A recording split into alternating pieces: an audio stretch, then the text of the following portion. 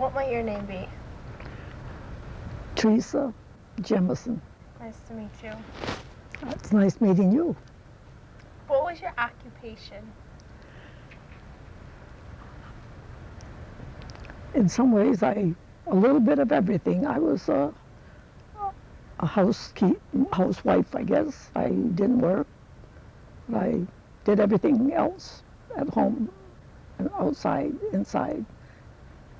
I drove my husband around on his job, so I was also a chauffeur.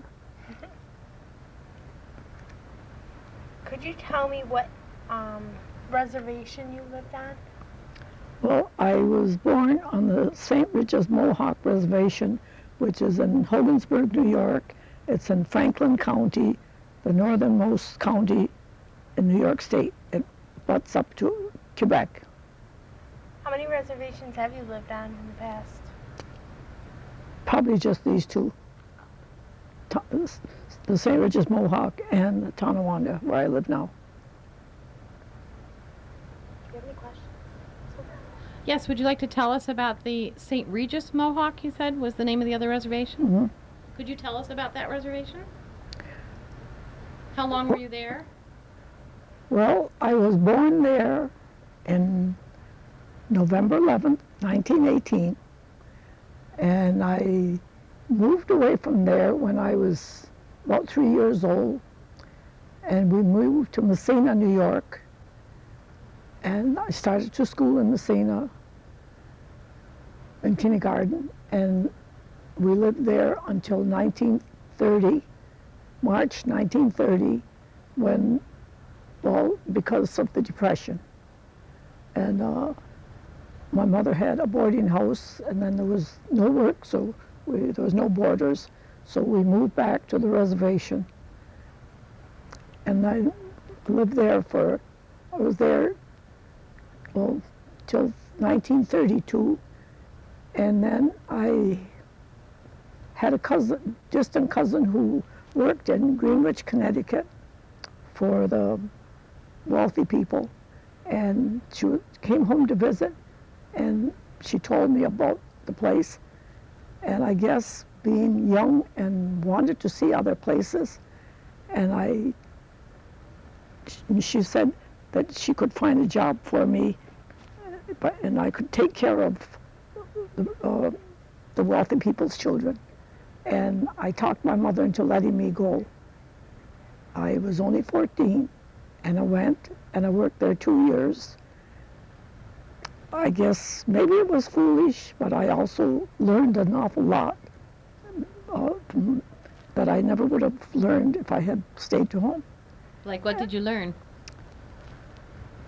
Oh, I guess learned a lot of things about manners, learned how the rich people eat differently. They have people wait on them, and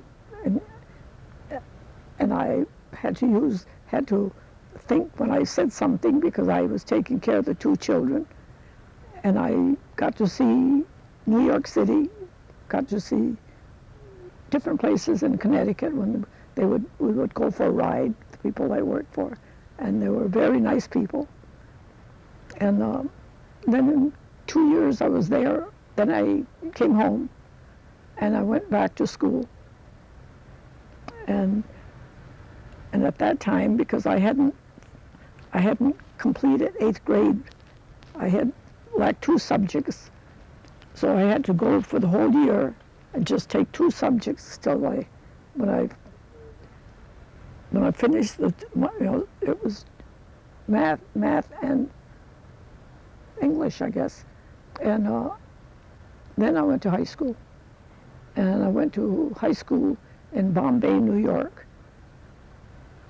And then in 1937, I had a chance to go to a summer camp, but first they had an Indian training camp for young people, and it was through the NYA, which was really the National Youth Administration, and it was to help young people to be able to earn money, because there was no work at that time for the fathers, and so I went to summer camp. I was a counselor in a Girl Scout camp in Wallkill, New York, for 2 summers. Did you say that was an Indian camp? Well, no, I went to the training camp in Wallkill, I guess it was around Glens Falls, and it was for, I think, I don't know, 10 days, I think we had the camp. And they had all the young people come there, and those that wanted to. And we trained for the different things that you have to do when you go to camp. And then we were called Indian counselors. So we were supposed to show the children and work with them with Indian things. But then, because we had never been to camp, we had to learn how to do things. And the thing, I guess that I knew because I spoke Mohawk, and I still speak it.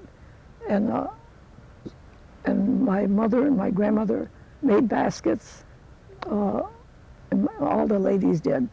So I watched and I knew how they made baskets. So I had to teach basketry, but I never made a basket myself, but I could teach it. And I was there for 2 summers. And when I went to the Indian training camp, and that is where I met the man who was later my husband, Mr. Jemison. And Edmund, my husband Edmund, who has been gone 34 years now, graduated from Akron High School in 1935. Was he an Indian counselor also? Yes, but he was in New Jersey. He went to New Jersey as a counselor. But you met at the camp, though. Yeah, but he was going to Cornell at the time. And so after the 2 summers, then in the fall, instead of going home, my sister was working in Syracuse. She had gotten a job. Some little factories were opening up. So she asked me to stay with her and I could go to school. So I stayed with her, and we got a very small place for the 2 of us. And I went to school, and then I also got a job cooking for an elderly man. Where did you go to school? I went to Blodgett Vocational High School in Syracuse, New York. And what course did you take there? Well, just started off to high school there, and I had taken. I guess at the time they had just brought in typing, and at Bombay when I was going to Bombay, and I guess I figured I wouldn't be going to college, so if I learned to we learned about filing and bookkeeping and stuff, and then after camp, about 1939, I guess it was, and I dropped out of school and went back to my hometown, to my home, and then To the reservation? Yeah. And while I was at camp, and I was at a counselor in a Girl Scout camp, and it was called Camp Wendy in Ulster County, and I was invited by someone from the NYA to go to some kind of a meeting, and so one of the counselors that was not on duty said she could go. They said I could take somebody, so she went with me. I can't remember her name, and we went with him, and then on the way he told me that we were going to appear at Vassar College that evening, and that's when the president, Eleanor Roosevelt, had started the World Youth Committee. It was a large group, but they were all from all over the world, young people. And so the reason why they got me out of the camp was to participate in the Indian program.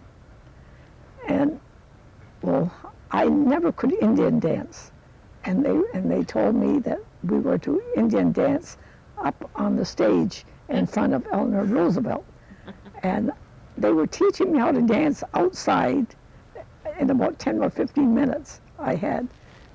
And well, when I got up there, I closed my eyes so I wouldn't see the people watching me, because I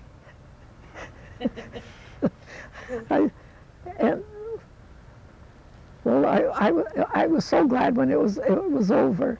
But the thing was, we could watch all the young people from all the different countries put on their program, and that was real interesting too.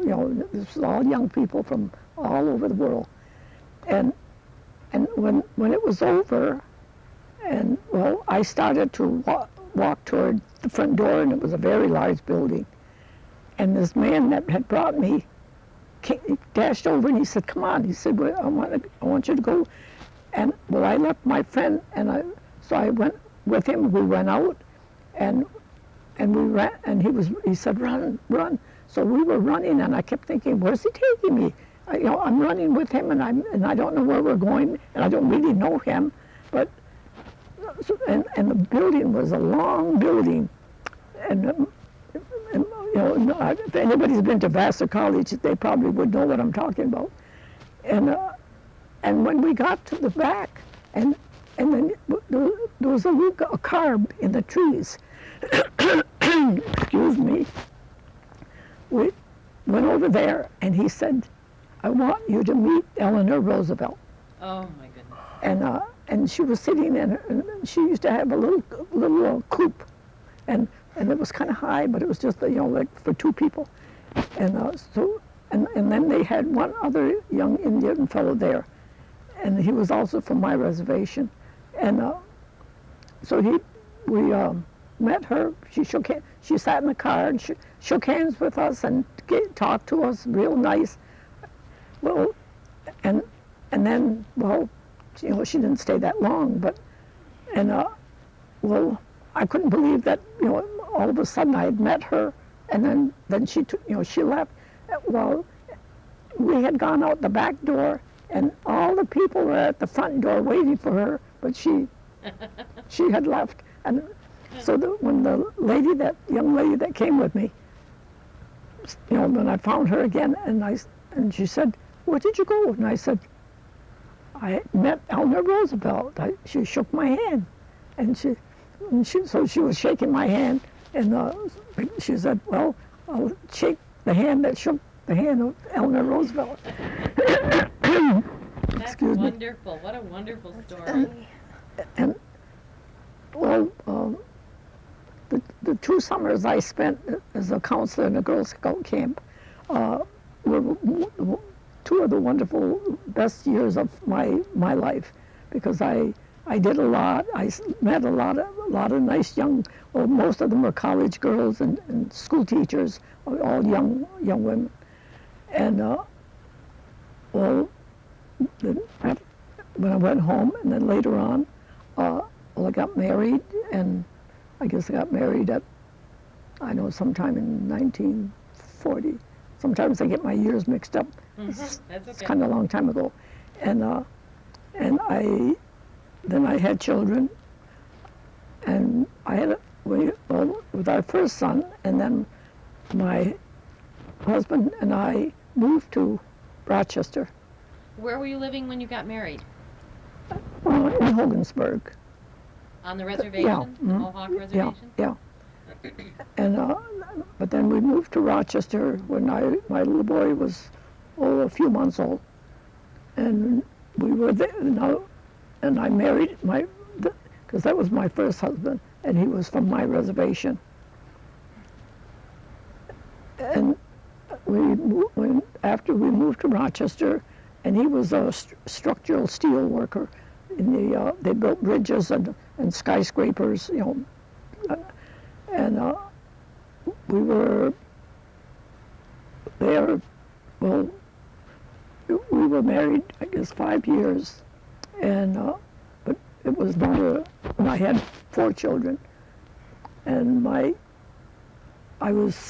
it was not a good marriage, so I was divorced, and then in 1946, and then my son died in 1947. My little boy drowned, and then it was in 48 that I married Mr. Jemison. How did you find Mr. Jemison again? It was after he came back from being a prisoner of war of the Japanese. He was a prisoner of war for 39 months. He was captured on Corregidor. And it was, well, we were married 2 years after he came back. And I guess it was just fate that our paths crossed again. Where did you meet him? Well, I didn't meet him right away. I got a letter from my sister telling me that he had been a prisoner of war, and I didn't know this because I never heard from him after he went in the service in 1939, and it was because I got the letter from my sister, and I sat down, and the only address I had of him was Baysham, New York, and there was no zip codes in those days, nothing, just Baysham, New York. And I felt so bad when I read the letter that my sister wrote, telling me that he had been a prisoner of war, and I never thought of him. I knew he was in the Philippines, but that was it. I raised a family, and I was just thinking about my family. And so I sat down and I wrote a letter, and I had no idea if he was married, if he had a family. I didn't know, but I just wanted to tell him that how sorry I was that he had been a prisoner, and the lady that told my sister told her that he had lost a leg, and so I figured he was crippled, and so in my letter I told him how sorry I was that he had lost a leg, and that he had been a prisoner, and I just, on my letter, like I always say to people, if you're ever anywhere near Rochester, I said, stop in and meet my family. And he answered my letter, which I didn't think I'd hear anything, and when he wrote, and he told me that he didn't lose a leg, but his eyesight, he was considered blind by the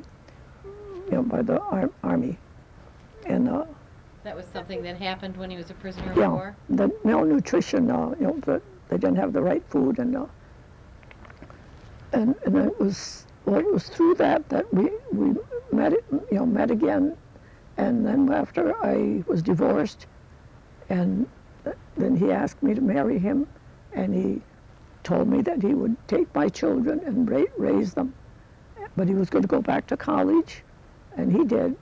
We got married, and he went back to college. He went to UB, and we moved to Buffalo, and then when he finished, we moved out to Baysham. And how did he do college if he was almost legally blind? That's amazing. Well, the veterans back in the Second World War had a lot of help, and they had readers, and then there was times when I read for him, and I got paid for reading for him. And what course did he take in college?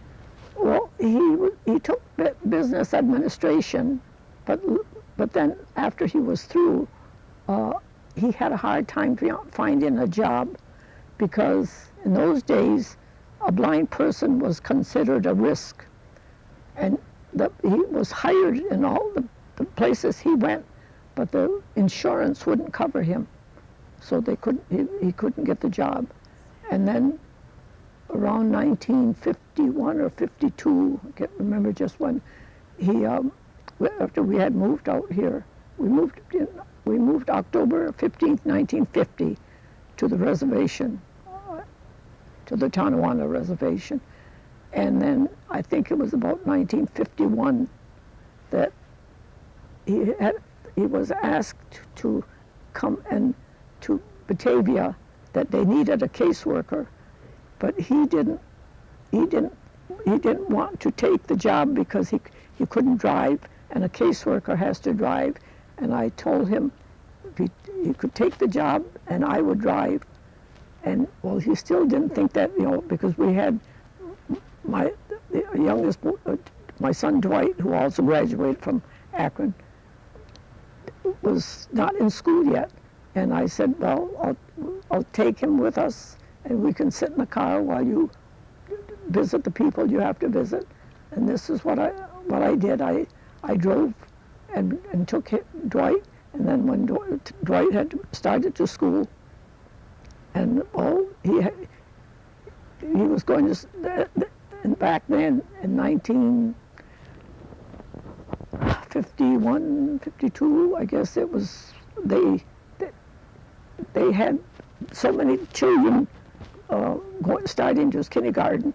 I think they said at that time they had the largest, and they didn't have the room, so half of it was at the basement of the Deneo Library. Yeah. And this is where Dwight started to school. And there was, when he was going in the morning, I could take him in the afternoon. But then when he went in the afternoon, when it was reversed, because they used to reverse then I had to find somebody to stay with him, and I would drive my husband around. And the children grew up, and they all graduated. My daughter Valerie was the oldest, and then my son Andrew and my son Dwight, and they all graduated from Akron. Was Edmund, was he a native for the Tonawanda Reservation? Yes. He was born and raised there? Yeah. And now do your children still live on the Tonawanda Reservation? Just Andrew. Valerie lives in Louisiana, and her children, some of her children are there, and some have moved back. Two of them live on the Tonawanda Reservation, and then my son Andrew and his wife Elizabeth, and Elizabeth teaches school in Pembroke, and my son Dwight lives in Binghamton, New York, and he taught at Endicott Union High School. He was an industrial arts teacher, and he retired last June. He retired already? From teaching. I think of him as my age. Yeah. And I couldn't believe that 30 years went by so fast. And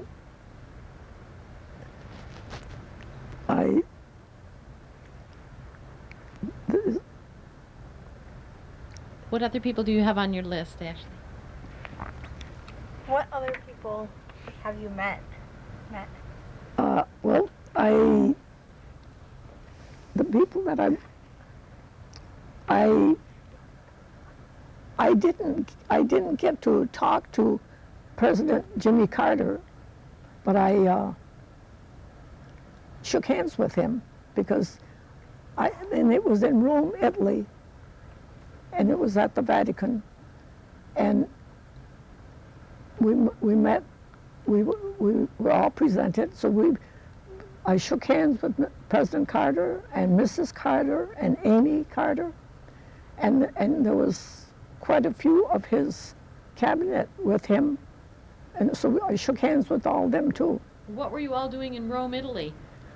I went there because of the beatification of a Mohawk girl that we are praying for to become a saint, and that was the year that she was beatified by the Could you Pope. tell us about her? Well, she was born somewhere around Fonda and Orisville, and she was half Mohawk and half Algonquin. And back in those days, well, the missionaries had been coming over from France, and it was the Jesuits, and some of the Indians people had converted, and she wanted to convert, and she was an orphan. She lived with her uncle and her aunt, and they didn't want her to convert to Catholicism, but that's what she wanted. So some of those that had already converted helped her to run away, and she ran away from there and went to way up beyond Montreal, and they walked, and she was, I think, she died when she was about 21. She was young when she died, but that was why she ran away, because she didn't want to marry, and I guess if she had lived longer, she probably would have become a nun, because they've always, in the readings that I've done of her, but it was because of her that I got to see Rome, Italy, and I've been going to the different states in United States almost every year when they have conferences, and it's all on her. It's the prayers are for her to gain sainthood. What is her name? Her Indian name is Kaderita Kakuita. That's beautiful. And what does that mean? Well, Kaderi is Catherine. That's how they say Catherine in Mohawk. And I think it's a lot of the names are, because you would probably say in French, they would probably make it sound like Catherine, and then in Mohawk you don't have a INE, and so it's Kadeli, and that's like my Indian name, because my name is Theresa. So I was always said, my mother and everyone called me Deleuze, and again that's from the French Therese, and so they changed it to Deleuze. And what did Catherine do that would make her a saint? She has to do one miracle, because everything else she's passed, but she needs to do one miracle. Did she do a miracle? Not yet. That's why she's not a saint yet. Oh, she's still alive? No. They don't make you a saint when you're alive. I didn't think so. Yeah. No, she died in the 1700s, because she was born in the 1600s. So but we keep hoping. We keep hoping that the Pope would make her a saint. So you're hoping to find out that she did perform a miracle somewhere? Well, we will all know when she does, because everybody keeps in touch with, each other, and then my daughter she works in a post office in Hammond, Louisiana, and a few years back I went to visit, and she told me, she said that Carol O'Connor was making the TV movie that in the heat of the night was being made at her post office, but they would do it after after the people had gone home, and all of when the scenes were done, it was on the outside of the post office, and she had met Mrs. O'Connor, and when she told Mrs. O'Connor that I was coming down to visit her. Mrs. O'Connor said, well, you call me as soon as your mother gets here so that I can meet her. So we called her, and then she told us to come to the motel where they were staying.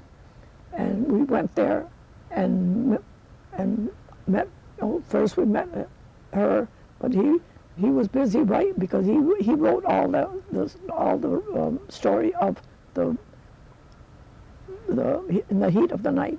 I didn't realize he wrote that. Yeah, and this is what, so she said he'll be down in a little while.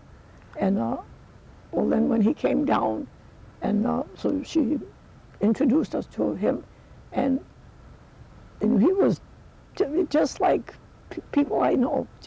He was so friendly, and then other people, when they saw him, came up to him, and here is Carol O'Connor, but every time somebody came over, and then he would introduce us to the people and he'd say, and this is my friend Theresa Jemison, my daughter and I, laughed about it because we thought they were probably wondering who in the world are they, and then they took us out to dinner. We went out to dinner with them, and when my daughter and I were going home, and I said, I can't believe that I ate with Carol O'Connor, and I was talking to him as if I'd known him all my life. That's exciting. Can you tell the kids who Carol O'Connor played on television? Well, he played in two different things. He was on, first it was All in the Family. All in the Family. The Archie Bunker. Everybody knows him as Archie Bunker. And then, and when his son passed away, years later, I sent them, he and Mrs. O'Connor, I sent them a sympathy card, and he wrote a nice letter back to me, all by hand. Do you have the letter still? Yes, somewhere with all my papers. What a treasure. And they gave me their address and their telephone number and told me if I ever came to Los Angeles to call them. So cool. So now you'll have to go just so you can go visit them. Well, when he passed away, and I sent her a sympathy card too. And then Joe Campanella. You'll have to explain to the Who is Joel? Well, he's an actor, and he's played a long time. What did he play in? I can't be. Well, the time that I met, and I had to follow him, but all these people, I always forget to ask for their autograph. And my daughter told me, no, it wasn't my daughter. Whoever I was with said, "There's that actor," and I looked, and it was him, and he was walking by with his wife, and he was carrying a little child. Well, and they kept, and I said, "Oh, I wish I could meet him." They said, "Well, go up to him." Well, then they kept walking, and I was following them, and finally they stopped, and I went over to him, and I told him who I was, and the reason why I wanted to shake hands with him, because I said, "You were on my soap opera," but I can't remember what soap opera it is. But so I shook hands with him, and he laughed. He said, "You remember that when I was on that soap opera?" And I said, "Yes." But he plays on something now, that on one of the night shows, but he has a small part, but so and I just thought that was wonderful that I met him. And then I also met Ethel Kennedy, and this was again back in I think it was in the 70s. No, it has to be before, no, it was in the 60s, because it was before my husband died. And we went to, I think they were opening a small factory on the Cattaraugus Seneca Reservation. And Robert Kennedy was going to be the speaker there. And the job that my husband had now, as years had passed, he was the social worker for the whole state of New York State. Wow. He was over all the Indians on, so he had to be there, and so when we were there, well, everybody surrounded Robert Kennedy. So, and well, there was no reason for me to be up, and I looked and I saw Ethel Kennedy way back all by herself. Nobody was talking to her, nobody was walking. So I walked back over there. So I walked with her and talked with her, and so, but my husband got a picture of a little snapshot, and I did have a picture of Robert Kennedy and a picture of Ethel, and I sent it to them one time, but I never heard from anyone. But Do you still have the picture of you walking with Ethel? No, I didn't get a picture of, because I was walking with her. Oh, I thought you said your husband took a picture No, of you walking. he got a picture of Robert Kennedy in the group. Okay. But I and again I didn't think to get her autograph, and then I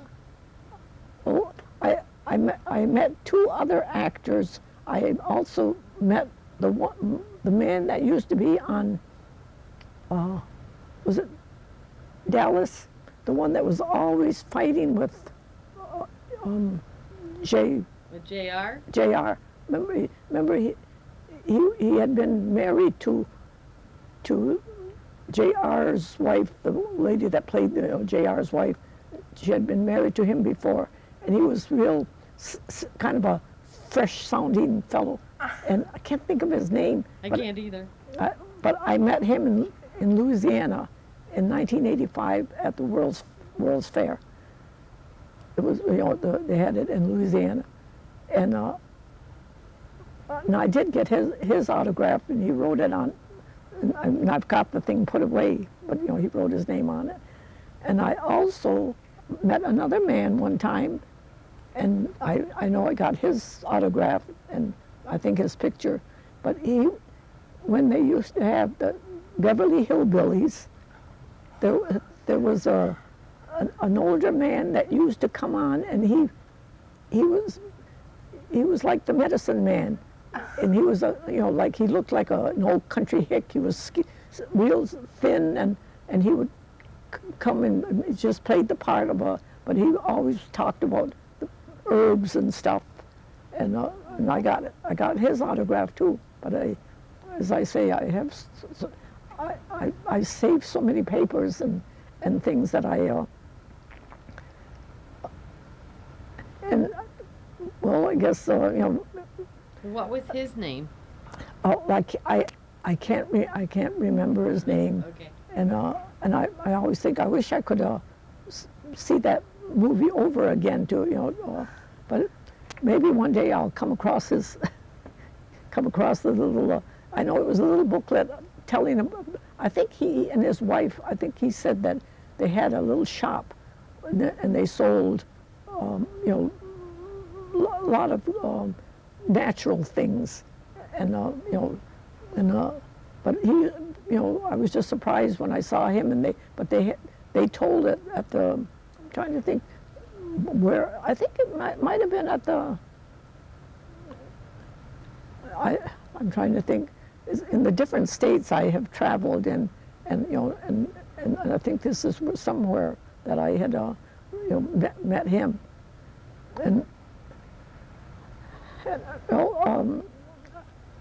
I said, I guess I've always thought that I was kind of special because I was born, on November 11th, 1918, and I had asked my mother the one time, I said, what time was I born?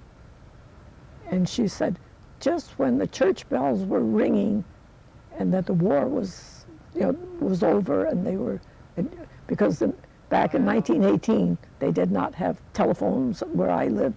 They didn't, but the church bells, they used to use church bells for a lot of things. When somebody died, you know, and one time my grandmother and I were standing outside, and I could hear the church bells, and we lived about 4.5 miles from the church.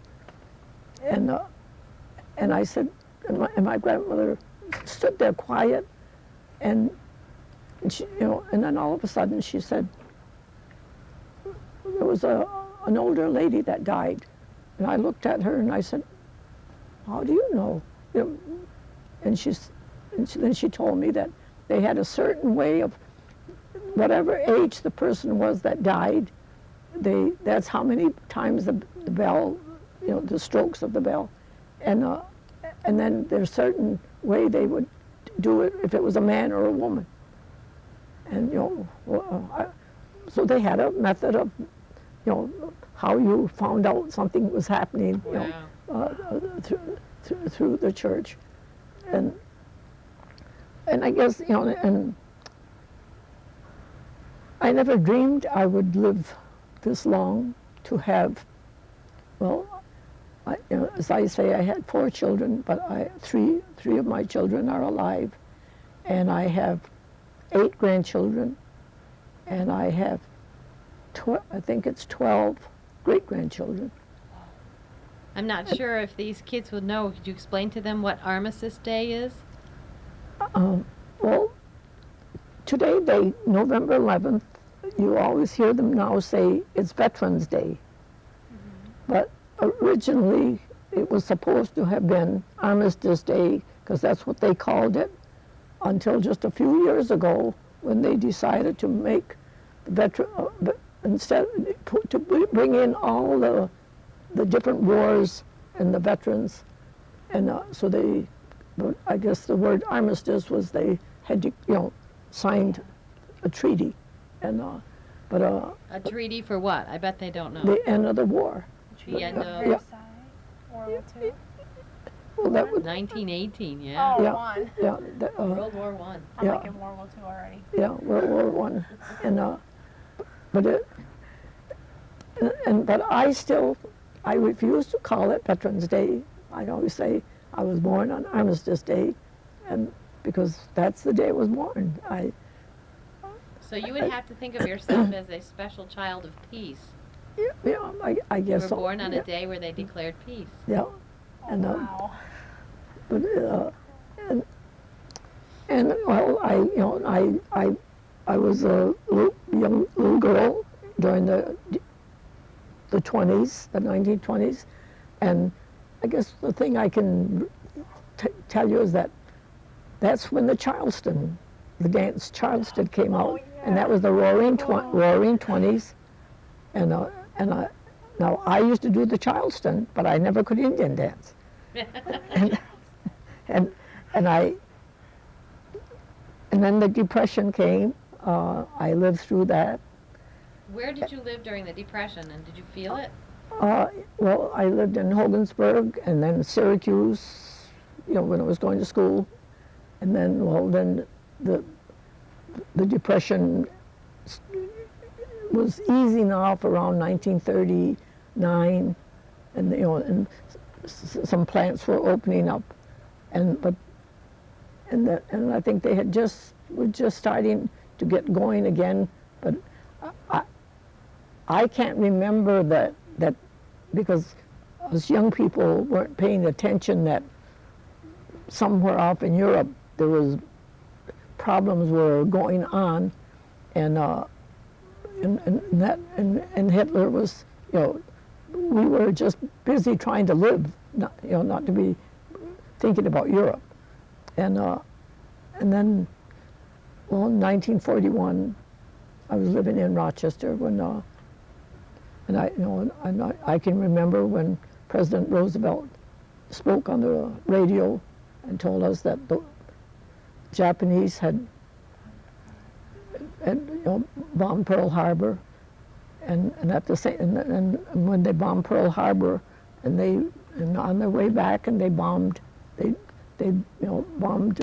Philippines, and that's where my later he became my husband, but that's where he was at the time. And so it's been,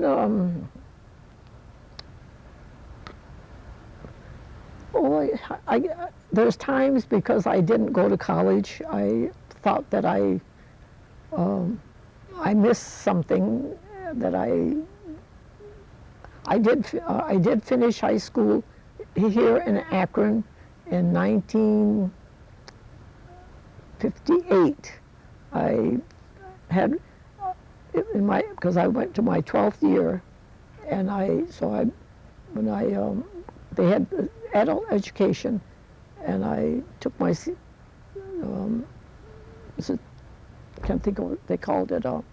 You could get your Like an equivalency? yeah, and it was in 1958,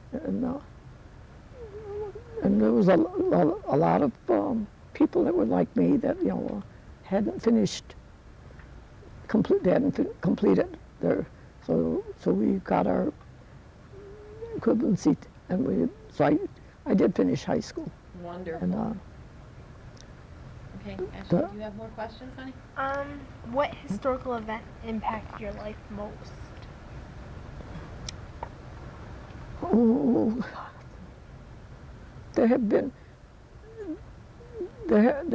so many, because I guess the Second World War, my living through that, and then Vietnam came, and I had two sons that were in Vietnam. Well, one's in at that time, but Dwight went to Vietnam, and my son Andy was in, because they stopped sending two brothers to the same section because of the Sullivan brothers, that the five were on the same ship and they all died together back during the Second World War, and so they didn't send Andy to Vietnam, but he stayed around the Washington area and taught, because he taught health and nutrition in the service. And I guess with the dropping of the bomb at Hiroshima was something else too that was big, and I guess seeing this when during 1927, when I was a young girl yet, when Lindbergh crossed Charles Lindbergh crossed the ocean and went to, well, that was on the news, but see, we got all our news either on the newspaper, or you went to the movies, and the newsreels gave us all our news up the, so, and back then, I went to the movies every dime I got, because it only cost 10 cents, and I went to see the movies. So somebody gave me 10 cents for doing the Charleston, and I had money to.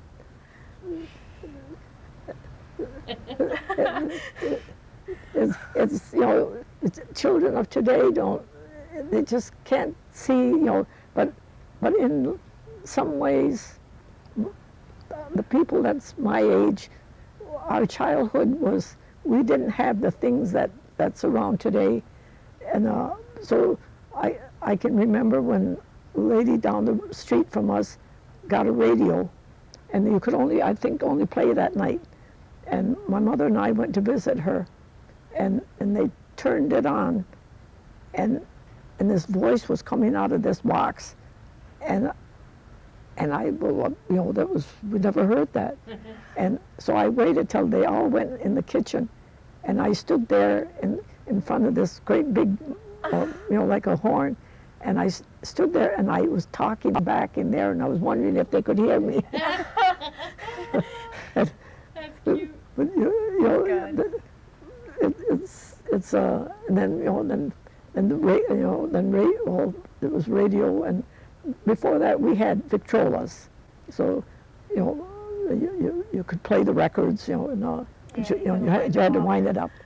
And I have a Victrola, and every once in a while I play it for somebody, and you know and so I've almost and then in 1973, yes, 1973, I met Ransom Eckerson, and I worked for him for almost 14 years, and that was John Eckerson's father, and that's how I got to know the Eckersons, and A lovely family, correct? yes, and well, I always tell people that I felt like they became my family. He was the best person that anybody could meet, and I said I cooked for him, and then finally I was cooking for the three of them, his two sons, and I always said, you didn't have to be a real cook because they liked everything. So no matter what I cooked, they said it was good. That's an Eckerson trait, and I like to say I follow.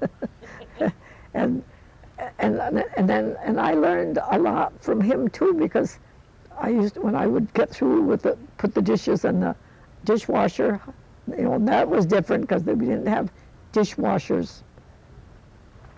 When I was a young girl. And so I would sit in the front room and visit with him, and then he would tell me things about when he was a boy, and I would love to hear those things someday. It's oh gosh, how I wish I had thought back then to have gotten a tape recorder and had him, because he was always telling me things, and that's been my life, and that's to learn.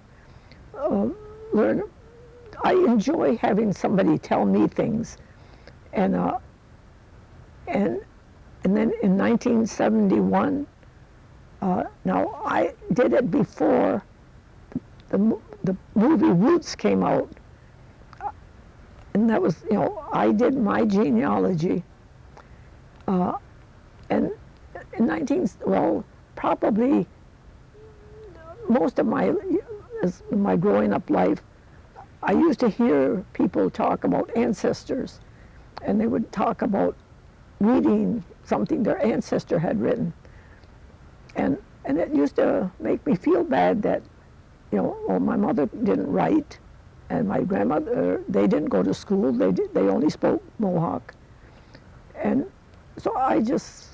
And they died in 1949 and 1950, and I thought, well, I guess I'll never know anything about my ancestors because they were gone. And in 1971, I was visiting my sister up Hogansburg, and I was riding down the road the one day all by myself. And again, it came to my mind that I wish there was some way that I could find out things going way back. And then all of a sudden I thought of the church where I was baptized, and I wondered if I could find out anything there. So I drove, and it's in St. Regis, Quebec, but I just went, drove across the line and went to the church. And I rapped at the door, and the priest came to the door, and he said, anything I can help you with? And I said, well, I came to find out how far back could I go in my family, because he said, is there a reason you want to do this? And I said, no, but just that I want to do it. And I wondered, how far back could I go? And he said, well, sometimes you can go far back, and sometimes you may only go back two generations. And he said, I don't have any time today, because it was late in the afternoon when I went there. But he said, I have 1 hour in the morning at 9 o'clock, from 9 to 10. So he said, if you want to come back. I said, I'll be back. And well, I was back before he was even ready, rapping at his door again. And so he asked me my father's Indian name. Well, my father died when I was 7 years old, and I knew his name in English, but you don't call your father by his name. When we said it, we would say Baba. And it's like Papa. And but I know my mother used to tell me what his name, Indian name was, but I never used it. So when he asked me, I just couldn't think of it. And I said, well, my brother goes to church here, and I said, and I know his Indian name. So when I told him, he said, oh, I know him. So he went and he got this in this big old black safe that looks like the ones that was made in the 1700s.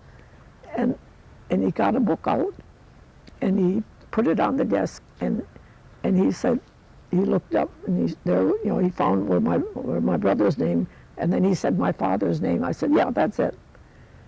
And so he gave me a sheet of paper, and he said, well, we'll see, what we can find out. So he said, and he had to translate it because the missionaries wrote it in French and Indian. He said, and then I'll translate it into English. And he said, you write down when I tell you.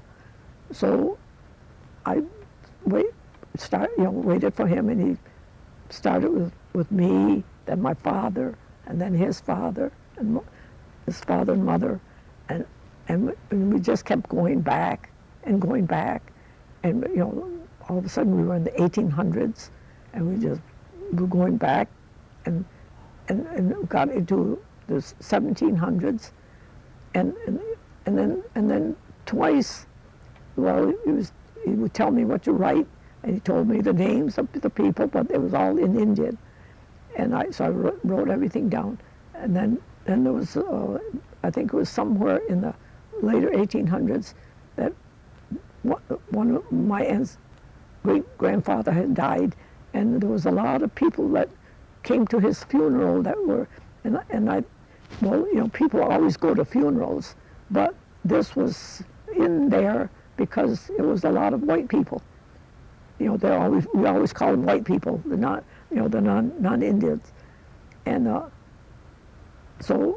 wrote that down, that and then at another great-grandfather, and it was written in there that he had well, the priest said in French, it's like he had a master voice, that he said he must have had a beautiful voice that he sang in it would be in church, and I said, I wonder where it went. I sure didn't get it. And then we went back, and I kept writing, and and my heart is going thump, thump, thump, thump, thump, because now we're in the 1700s, and then we got to the early 1700s, and then he read another little story that was in there, and it said in there that that would have been my great, I don't know if it's 4 greats, grandmother was the daughter of Silas Rice, who was captured by the Caughnawagas in 1703 in Marlborough, Massachusetts. Wow. And, well, I had never heard that.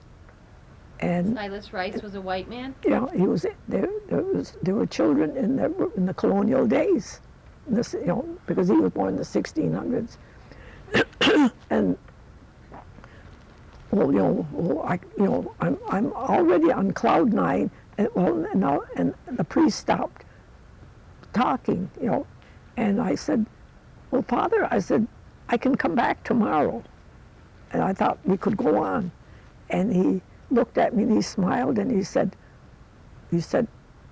we can't go any further. He said, this book that I'm reading from, he said, is the book that the missionaries were carrying in the 1600s when when the country was just being, settled.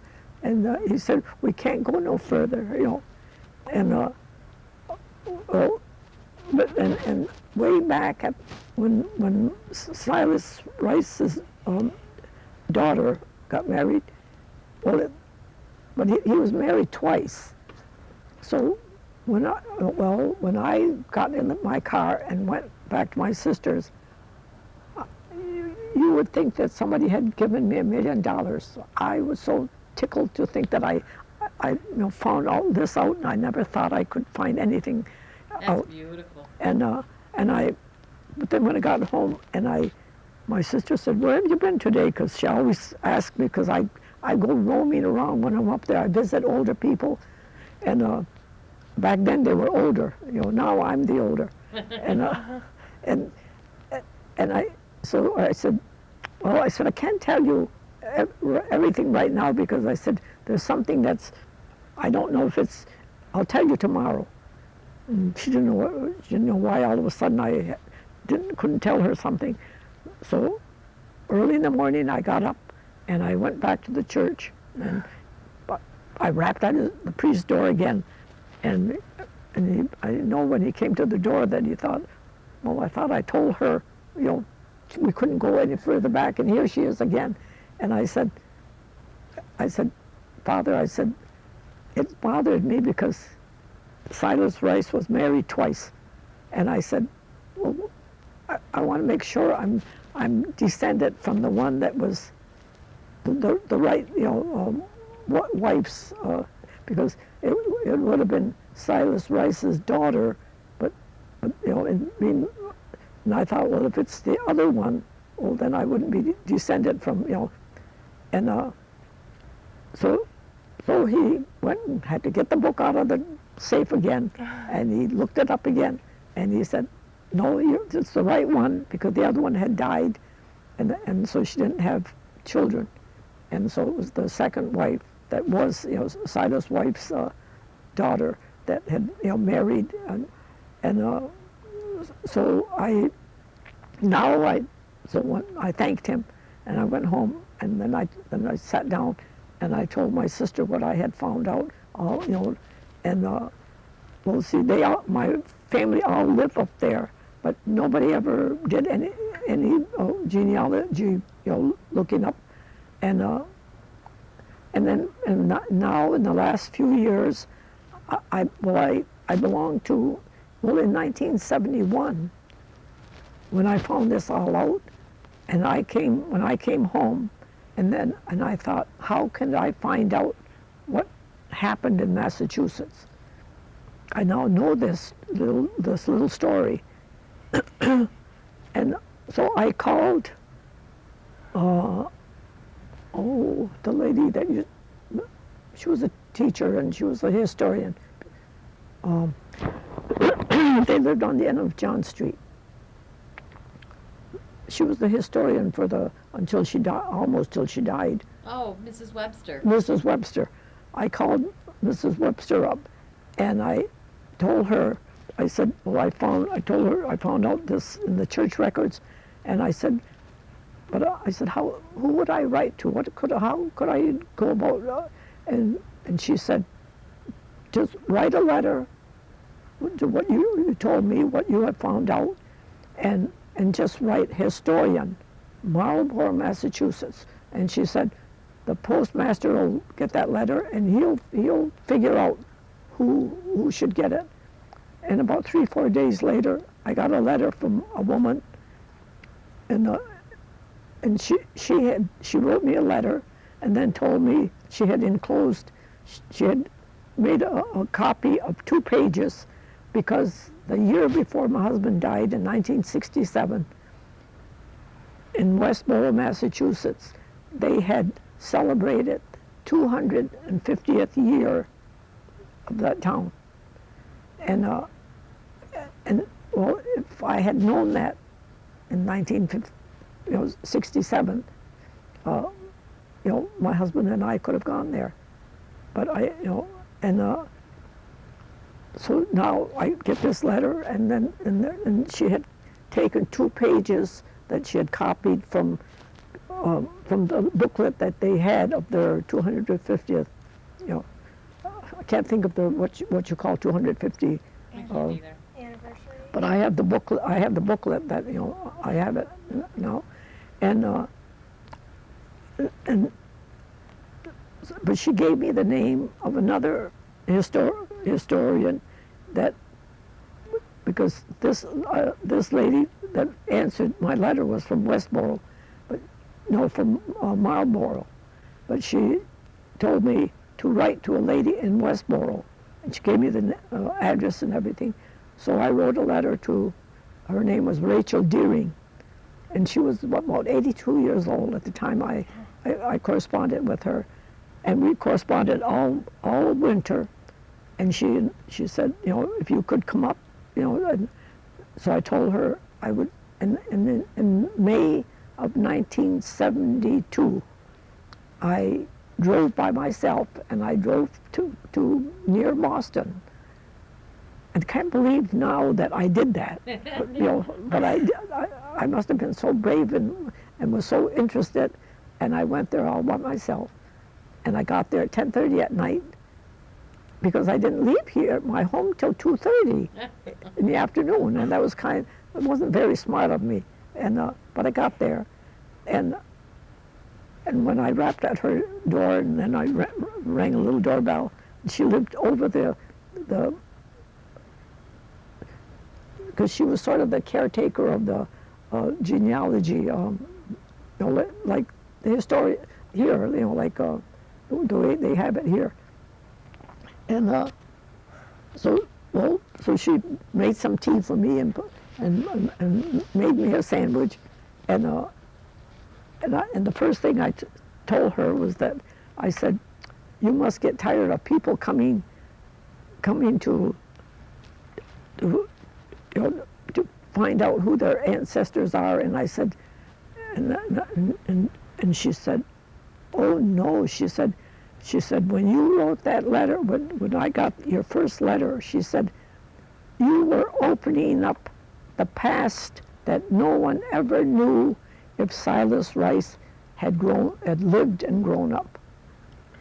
And she said, you have brought back some things," she said, "that we never would have known," and because the historical society, and so the next morning, and she was on the phone, and so they had me speak at the high school, and then into the historical group, and I don't know, I think I must have been there like 4 or 5 days that I visited her. And Who then, was Silas Rice, that he was so famous in Marlborough, Massachusetts? well, he was not famous, but they were the first family. His grandfather, I think, was born in 1638. His name was Edmund Rice, and so the they were the early settlers, and Edmund Rice was born here in the United States? no, he was born in England. Okay. And came over, and then and through that I have now because I went there in 1972, and then I went there again sometime in late 70s, or I think it was the late 70s. A lady from she was a historian from just not too far from here. It's near East Aurora, but it's a small town, another small town, small village. Well, she went with me, and we drove there, the two of us, and I went to one of the reunions, and then I met more Rice descendants. And then 2 years ago, 3 years ago. 3 years ago, I went again, and a friend of mine from Toronto, a retired nurse, she's a lot younger than I am, so she comes down to visit me every so often. So she went with me and did most of the driving, and we went to the reunion and met more more of the descendants, because every year different ones come, and then I met some that were just like, I think I come in like the 37th generation down, and and I also met a lady who lived in Tonawanda, New York, and she had been a school teacher, and she retired, and then she wrote for the newspaper, and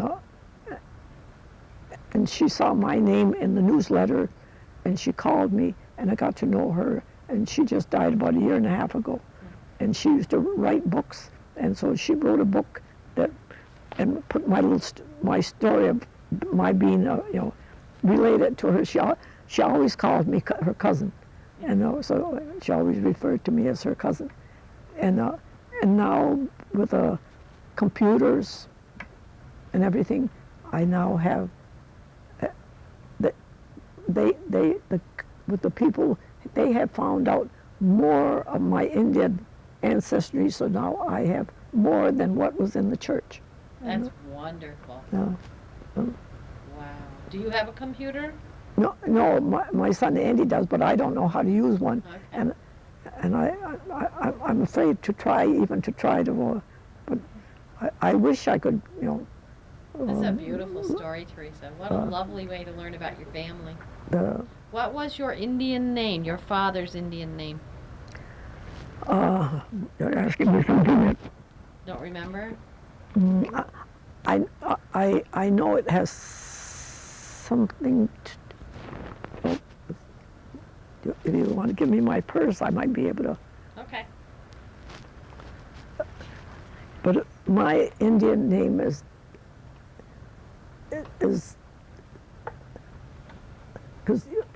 we didn't have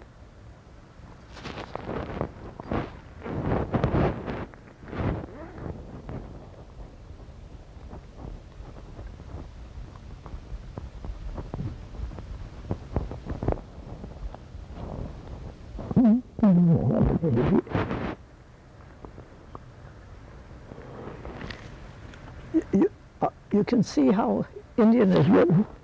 Both Mohawk.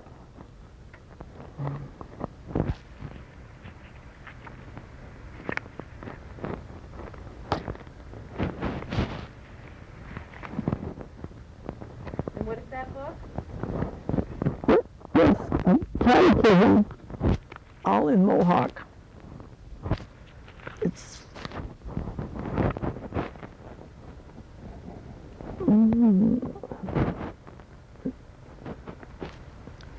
no, I have another one that has his Indian name on it.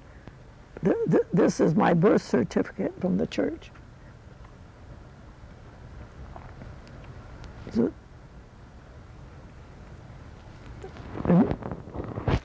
I know his name has something with the blue sky, but I might say the wrong name. And my name is Deles Ganawiosta.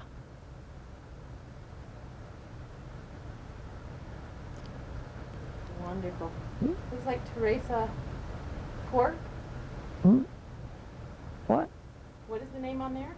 Cook. Cook. Yeah, my father's name was Charles Cook.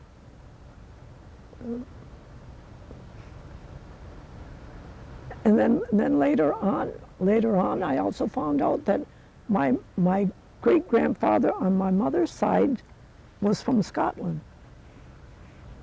So I have, and but that's as far as I know with that,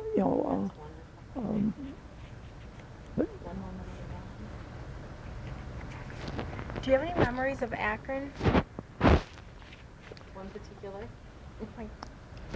well, I guess I have a lot of good memories of the people that have lived and gone from here, and now when I come to town, I ride by all the houses of the people that I met in the 52 years I have lived here. so many of them are gone. And I never fail when I'm going back, and I always look up Eckerson and look over to where Ransom Eckerson used to live. But there's so many, well, because my children started to school here, I remember all the teachers, and I remember the stores that were on downtown, and now they're all gone. I know people say progress is nice, but I guess sometimes for some of us it isn't that great, because now when you used to go in the stores years ago, you went in and people came over to you and they went and got the things for you, and if you wanted to try something on, they would help you to try it on. And now when I go in a clothing store, I have to look for the things myself, and there's no one for me to say, how does it look, or and sometimes if they weren't busy, you visited with them. Now the people that work in the stores don't have any time to visit with anybody, but they're, and I guess I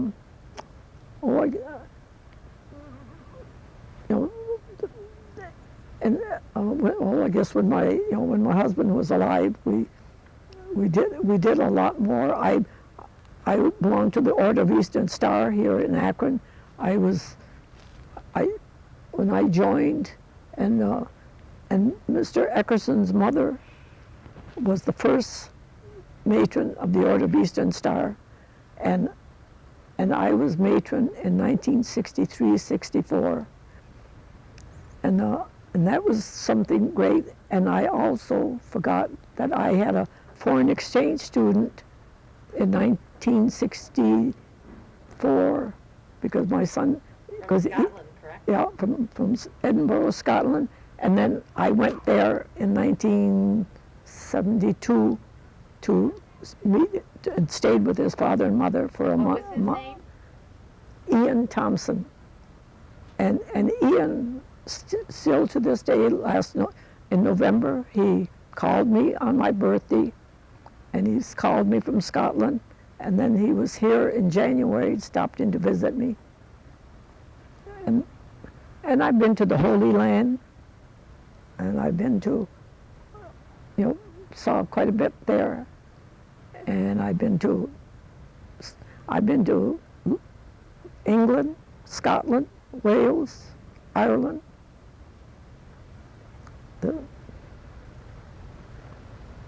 Well, thanks for coming. It's been a really nice pleasure meeting you. Well, you're welcome, and well, I hope that you enjoyed my. Oh yeah. Because I guess sometimes when people do things, you don't always think people enjoy that you're telling them your life story. So I hope it helped you in your schooling. Fascinating. Yeah. Nice